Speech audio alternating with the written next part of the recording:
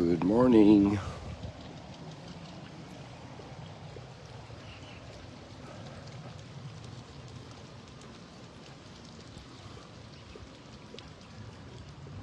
Good morning, everybody.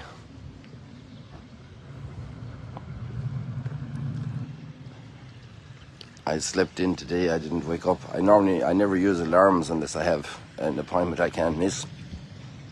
I would never like to miss the sunrise stroll and chat, but there's a little bit of flexibility there.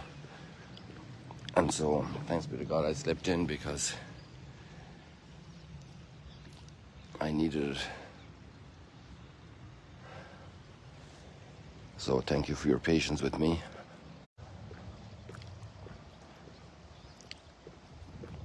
That palm tree there,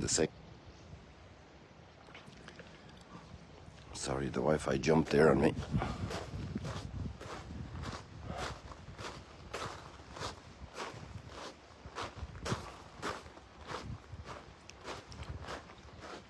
Imagine when we're in glory and we will be radiant with light, and any sadness and depression and disappointment and frustration will be totally transformed.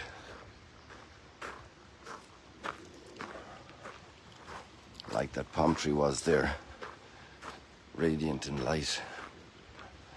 But that's radiant from the outside just because the light's shining on it, but in us we'll be transformed from the inside completely.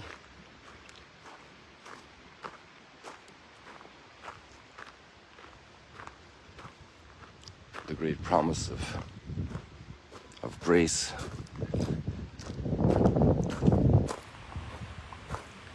The transformation of people who go from, let's say, the destruction of addictions to a completely renovated life, renewed.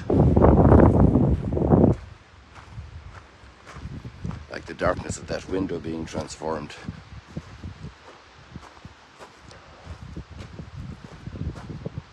But again, that's from the outside. Imagine from the inside.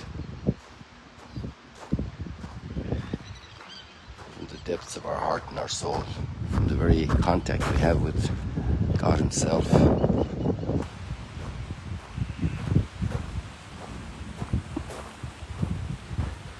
It's amazing what God sees.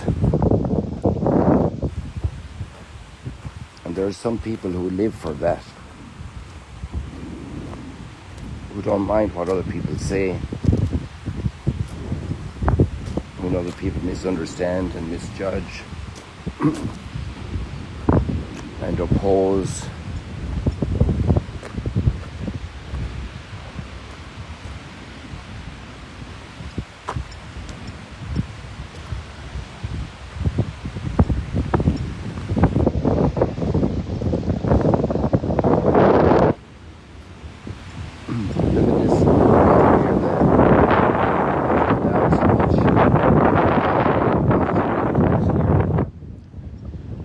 So if the lake goes down an inch or two, it exposes a lot more of the ground. You can see here, let's say at this area here, it's barely like 2 inches deep water. So all this area will become exposed were the lake to go down another 2 or 3 inches. I remember years ago we had to go out beyond those bushes out there. A lot more to get to swim.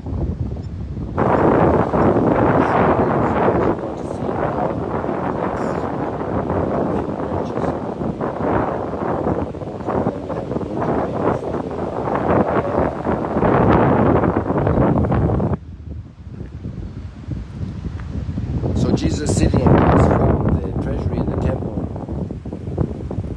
where people give their offerings today.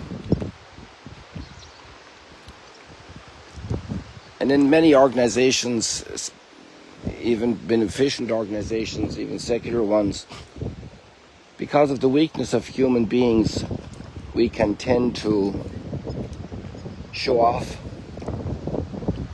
and do stuff to be seen. But when a mother is cleaning a little baby after it makes a mess, preparing food for it, There's nobody around to see. She does it because she loves the baby.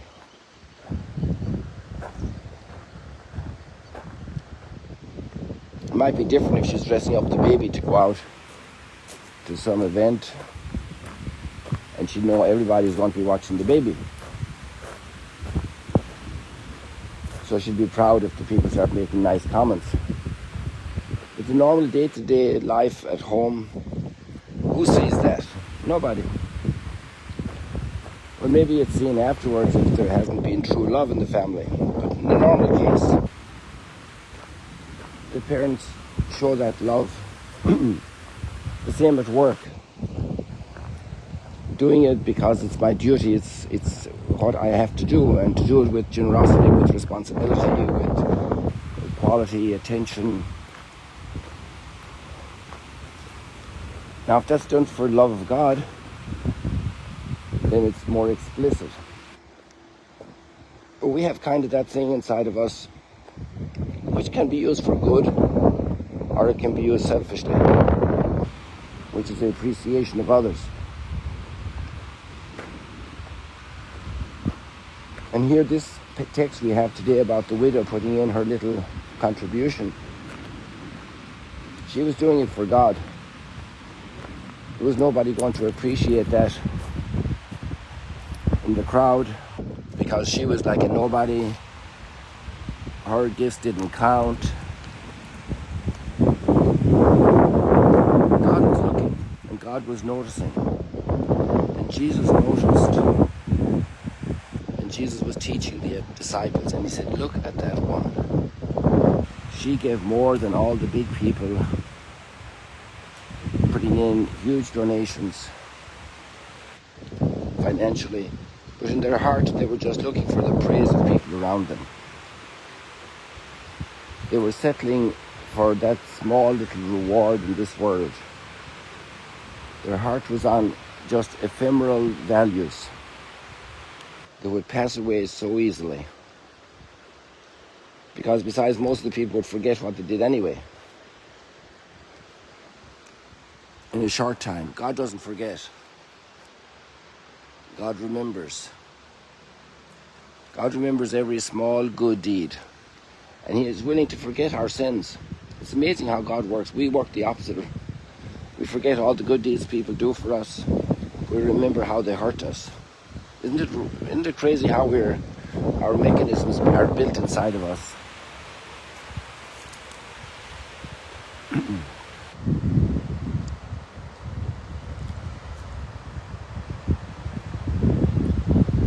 If we think of some word that somebody said to us that's probably one of the most hurtful memories we have,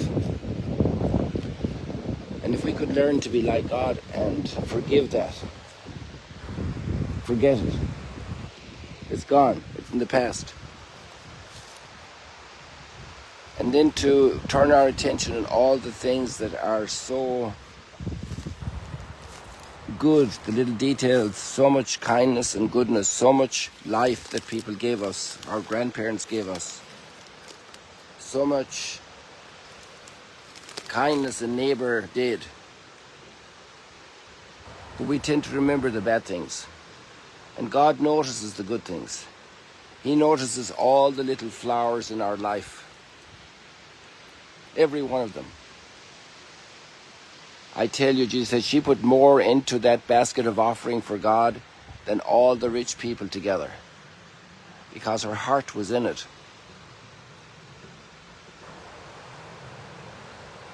That's really amazing. And that actually should alter the way we see reality, social reality, and it should also alter the way we ourselves operate. That's the primary thing. To do our gifts for God, our little kindnesses, our little acts of forgiveness, our little words of encouragement, to do it for God, because everybody's made in the image and likeness of God, and by doing it for one of these, we do it. And that would be lastingly remembered by God. Remember what Jesus said on another occasion, whoever gives this person a cup of water because they're my disciple, they will never lose their reward. At the same time, he will forgive all our sins. What an amazing chemistry in God's heart and mind and will. What an amazing way to do things. Every little good deed will blossom amazingly in incredible beauty forever. Never underestimate the value of a small good deed done for God. And maybe that could be the message today, the little resolution we make today from this little stroll and chat from this passage of the Gospel. What little deed can you do today, a kind deed, and to put as much love for God into it as you can?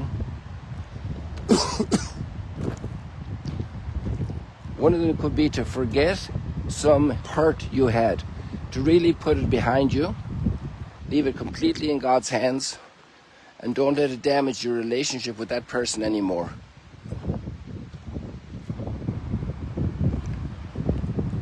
Never talk about it again, never remember it again.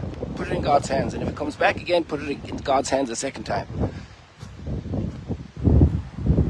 And then to do something very good for somebody, to thank them for a little thing they did. Even if your relationship is troubled right now. Actually, that's a great way to heal a relationship. If there's a troubled relationship, and just give authentic gratitude for something good that person really did. And then say, wow, this person's beginning to like me again. You have no idea how God can transform a relationship with that little good deed. Especially when the things are bad. Like the one little match creates light in a room where it's all dark. One little good deed like that can transform relationships. Look at the story of Elijah with the widow in the first reading. It's just a brilliant example that's still impacting us 3,000 years later. Imagine how it's impacting God if it's impacting us 3,000 years later. People, God bless you. See you later, alligators.